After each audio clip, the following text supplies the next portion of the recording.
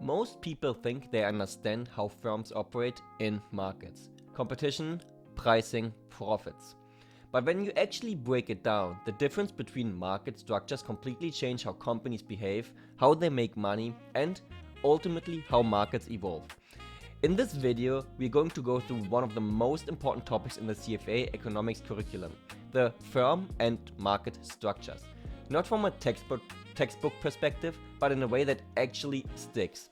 We'll cover how firms decide what to produce, how prices are set under different competitive environments, and why a company in perfect competition behaves nothing like a monopoly. More importantly, we'll connect these concepts to real-world intuition, the kind you can actually use when thinking about industries, pricing power, and investment decisions. Let's get into it.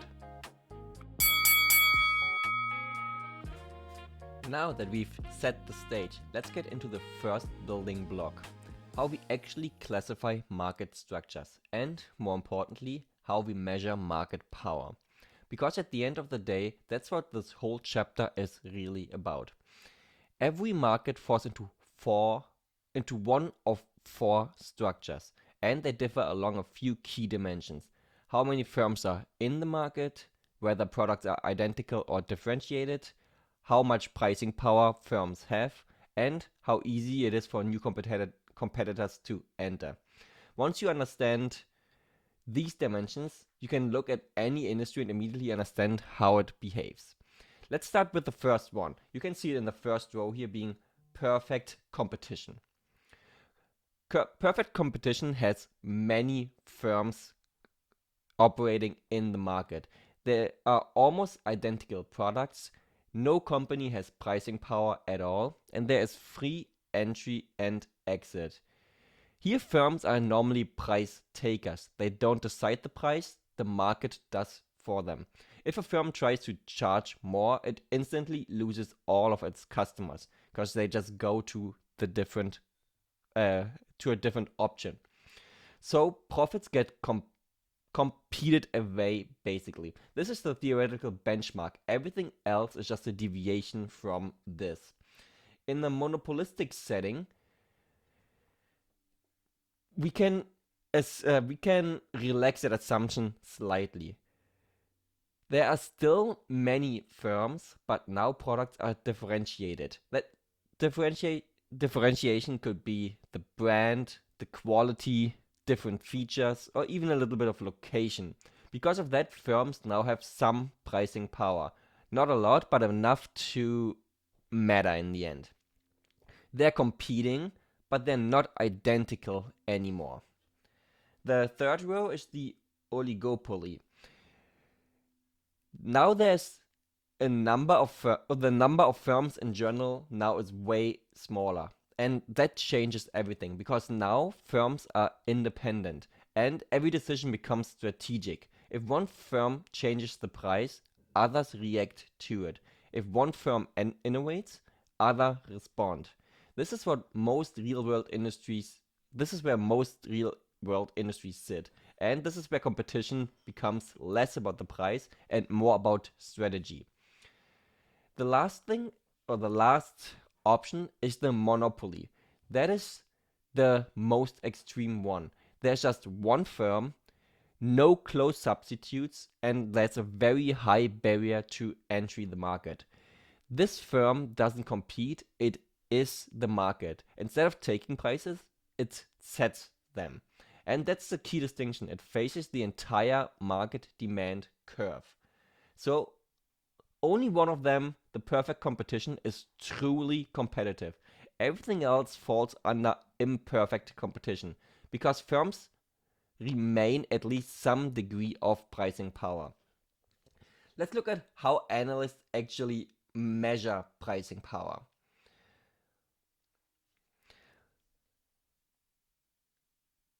Now, here's where this becomes practical. We don't just describe markets, we quantify them. There's two key measures to quantify the market. There's the concentration ratio. The concentration ratio is just the sum of the n biggest market shares. So in our example here, we have firms A, B, C, D, E. And if you want to calculate the concentration ratio of the 4 biggest players, it is just the sum of the 4, and those equals 90% here. We also have the Herfindahl-Hirschman index that you can see on screen here right now. That in the end is the sum of squared market shares. In our example, we have a sum of squared market shares of 0.24. The bigger this number, so the larger the firms, the higher the squared sum and the higher the HHI, the Herfindahl-Hirschman index. So basically it means a market with a one dominant firm has a high HHI, whereas a fragmented market has a low HHI. Higher concentration usually means more market power, and more market power means more control over pricing, more stable margins, and often more persistent profits. So now that we understand how to classify markets and measuring power, the next question is, how do firms actually behave inside of each of these structures? That's where these things get a lot more interesting. So now we understand how markets are structured and how much pricing power firms have. The next step is to connect that to something more tangible, how firms actually generate revenue. Everything in the end starts with demand. Demand tells you one simple thing: what price the firms can charge for any given quantity. And once you know the price and quantity, total revenue just follows directly from total revenue being price times quantity here. Let's start with a simple case, the perfect competition. In perfect competition, as we mentioned earlier, each company is the price taker. That means the price is fixed. The firm has zero control over it, so the demand curve here is just a horizontal line, as you can see on screen right now. It's like, even if I sell more of my quantity of my product, the price just stays the same. So I sell 1 unit, the revenue is 60. If I sell 2 units, the revenue is 120. If I sell 3 units, it's 180, and so on. It's just linear. Every additional unit adds the same amount to revenue. That's what it actually means to be a price taker. Now let's look at the imperfect competition case. Now, in contrast, here firms have pricing power, but there's a catch to it. They face a downward sloping demand curve, which means to sell more, they have to lower the prices just because of competition. Let's take this example here. At $120, you wouldn't sell one piece. You would sell your first product at around $118 here. So if you want to sell 10 units, your price is $100. At 11 units, the price drops to $98. Looking at that in the revenue, if you sell 10 units at $100, you get $1,000 revenue. If you sell 11 units at $98, you get $1,078. So your output increases, your total revenue increases, but the price had to fall to make that happen. That's the trade-off here. You can also see at some point there is a maximum quantity I can sell and my profit after goes down. This is the key difference here in the end. In perfect competition, revenue increases in a straight line. In imperfect competition, revenue increases but at a decreasing rate. And eventually, if price cuts get too aggressive, total revenue can totally start to fall. The shape of the demand curve directly determines the shape of total revenue. And that is critical because revenue is only half the story. Profits depend on how revenue and costs interact. Which leads to the next step, how firms decide the optimal level of output. And for that, we need to introduce marginal concept, the real drivers of profit maximization. When economists say marginal, they mean one thing. What happens if we produce or sell one more unit? There's three key marginal concepts that we will cover here. First, marginal product. This is the extra output from one more unit of input. So I add one more worker, what happens to my output? Marginal cost. What is the extra cost from producing one more unit? Marginal revenue is the extra revenue from selling one more unit.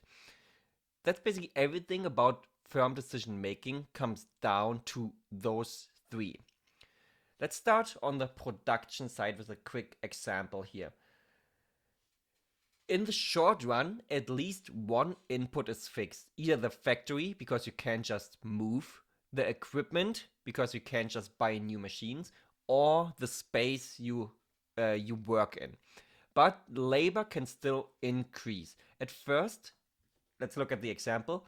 Adding new workers help. We go from one worker producing 18 units to 2 workers producing 41 units to 3 workers producing 67 units and so on.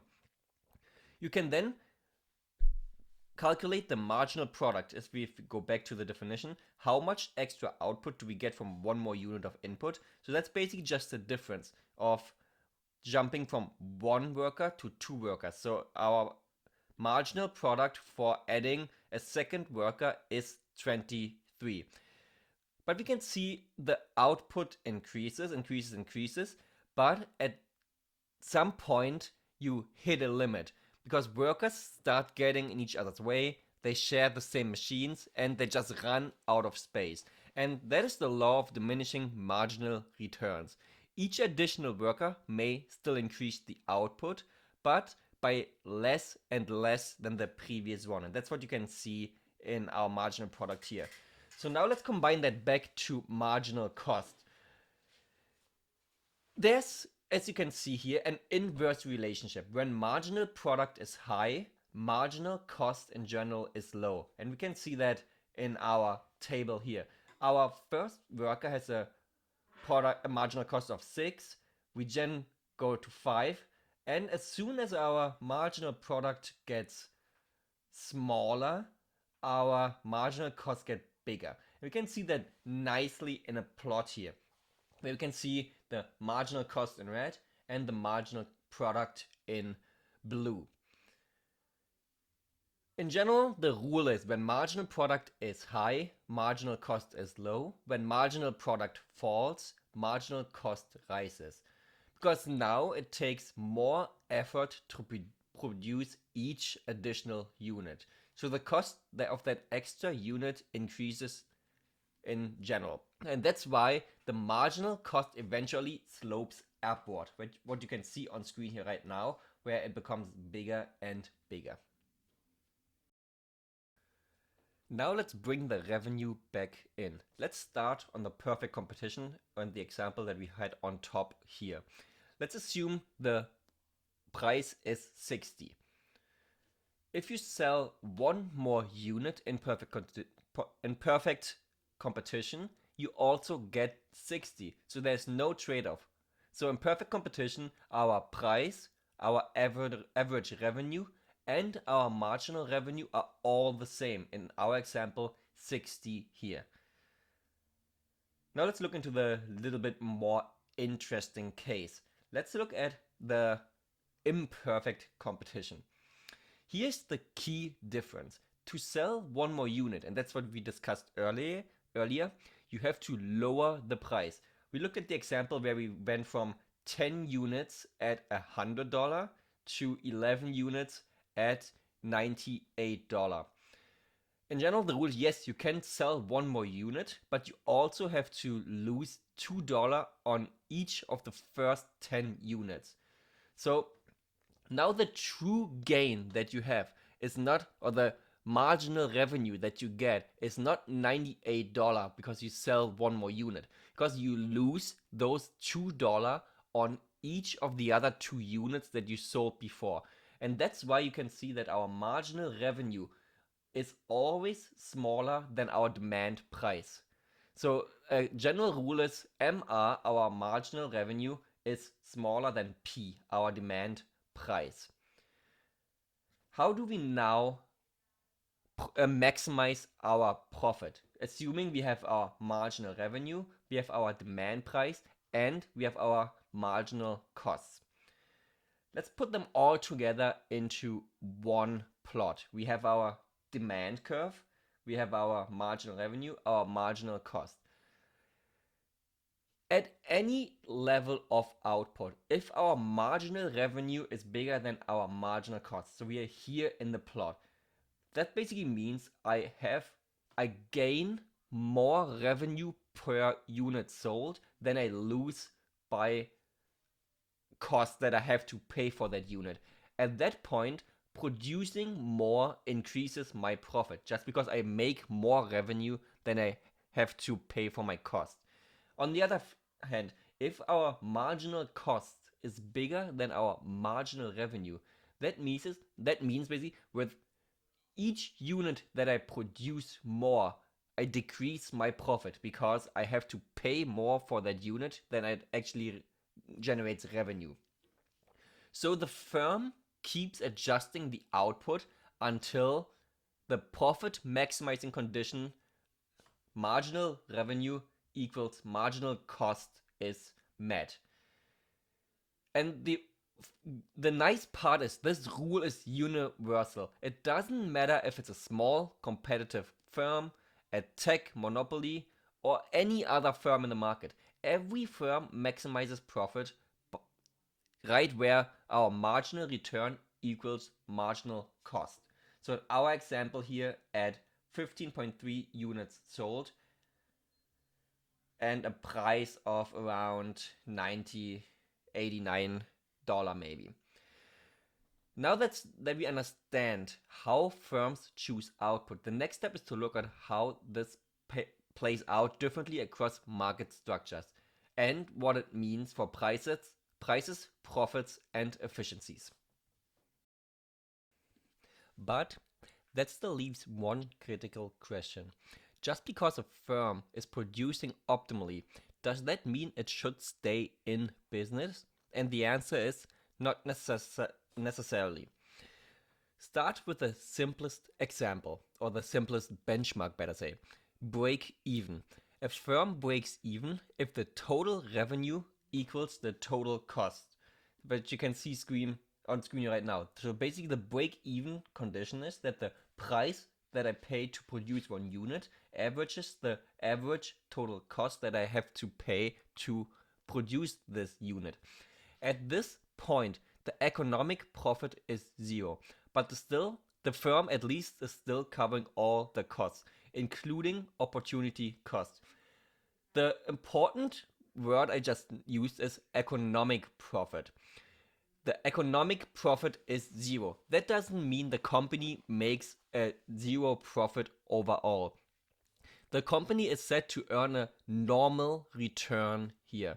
Normal return, we discussed in the rates and return video, is a mix of opportunity cost, default interest rate, and so on. So the company is still making a profit, but not an economic profit. And that's the main insight here. Zero economic profit doesn't mean failure. It means the firm is doing just well enough to stay in the market. But now let's discuss on when should a company actually shut down. There's two very different and important cases here. When it should shut down in the short run versus when should it shut down in the long run. Let's shift the focus first to the short run. The key constraint here is that some costs are fixed. So you already pay for the factory, the equipment, the leases for your factory. So you can't recover those in the short run. So the decision changes to the real question.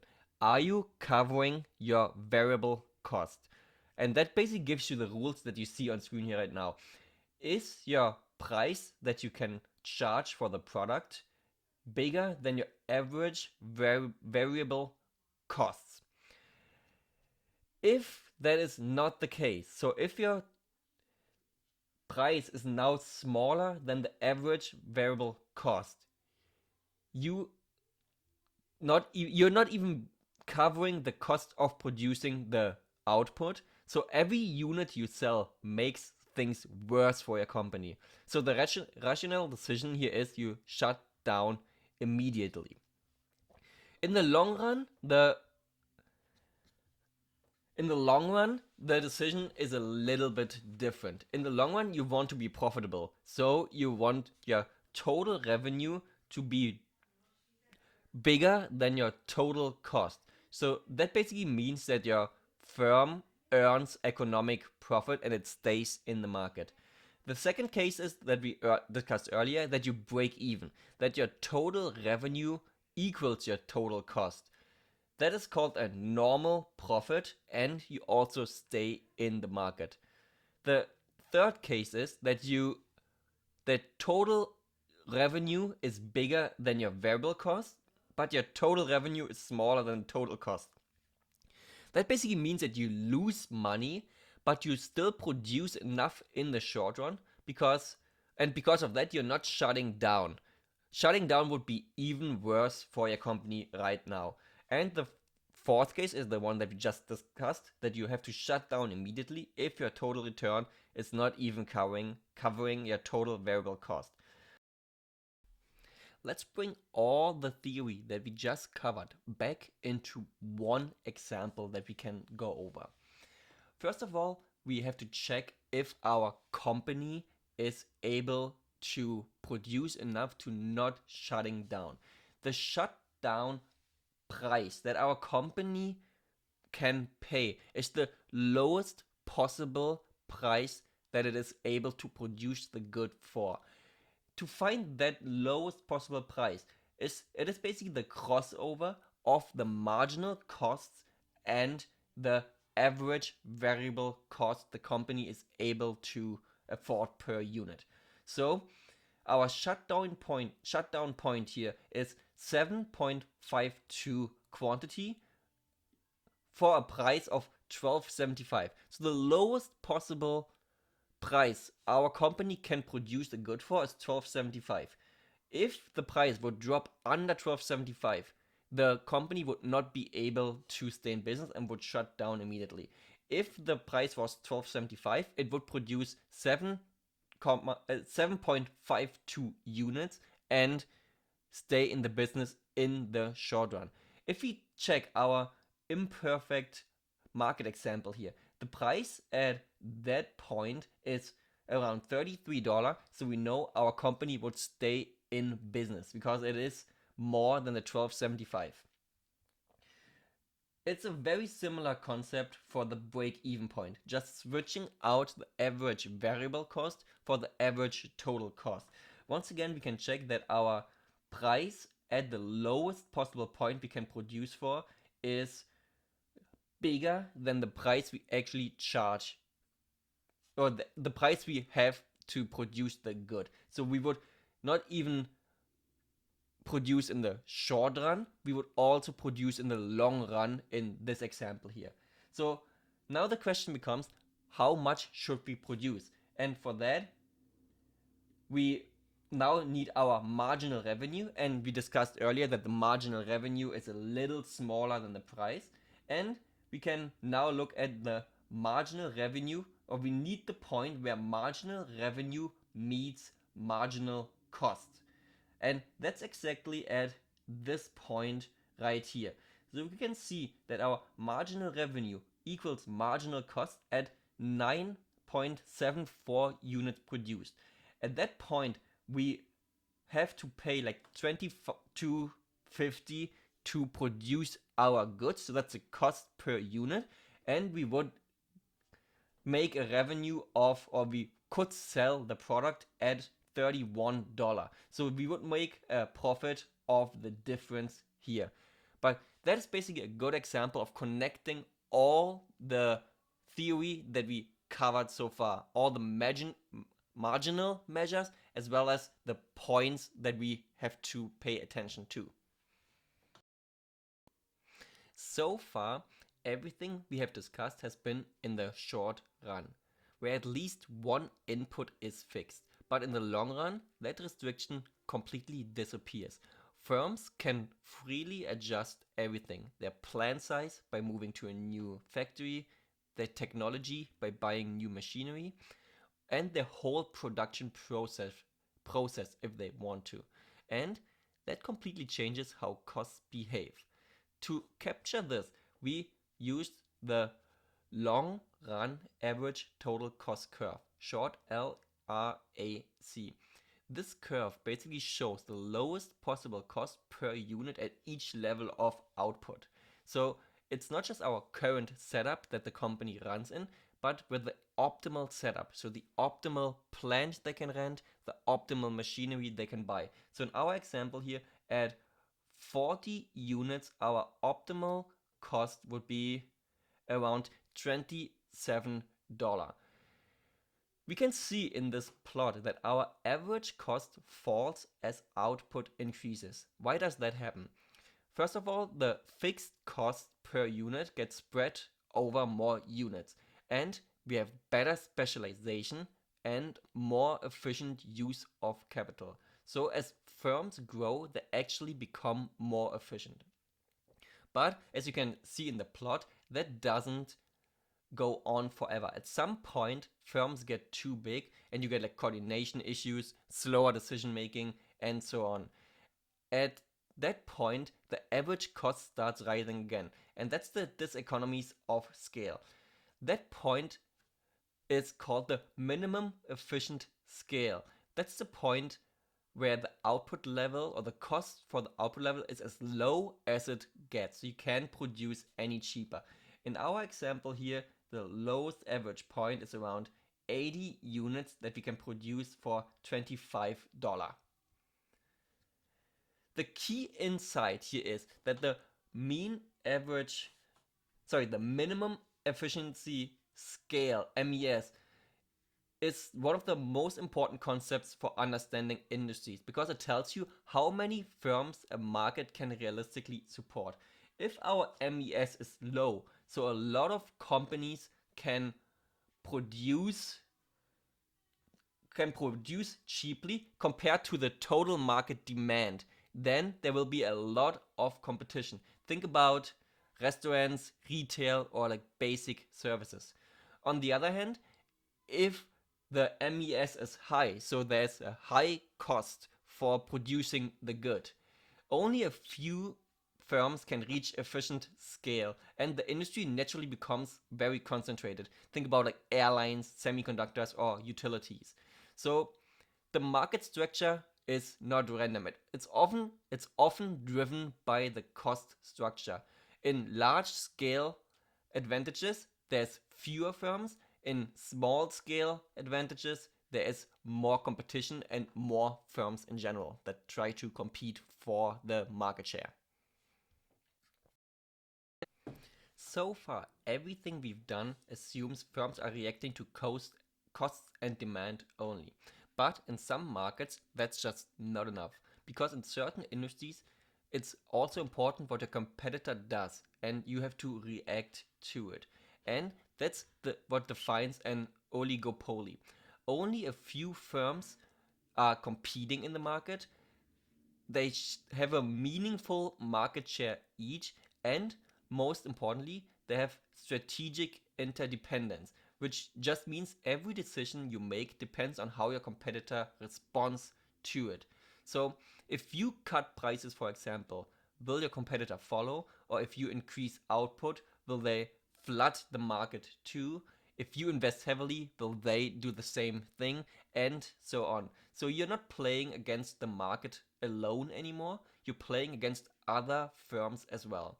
And this is why oligopoly leads to all these different models. It's like we have Cornet competition, Cornet competition, you have collision, you have price leadership, we have Nash equilibriums, and so on.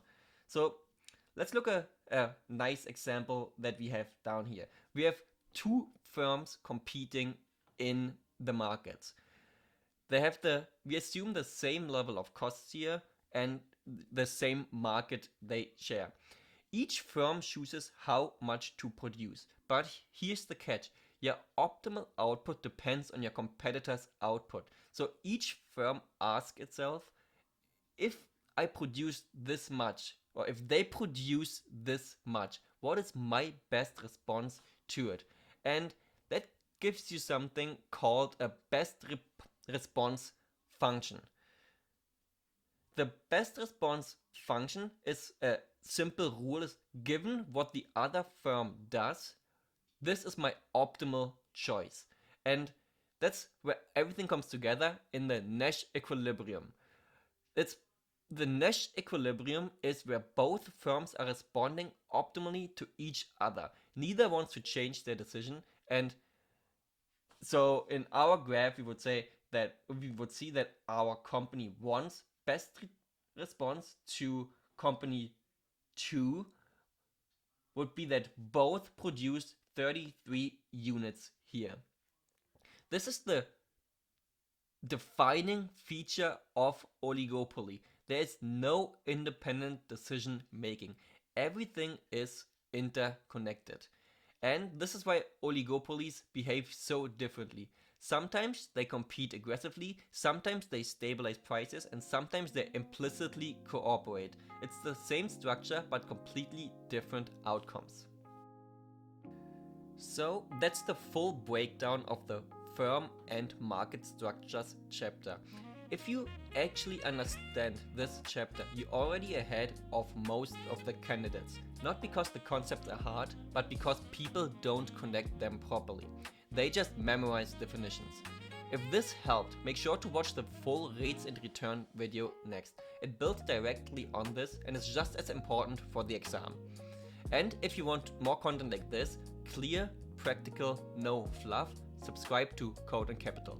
I'll see you at the next one.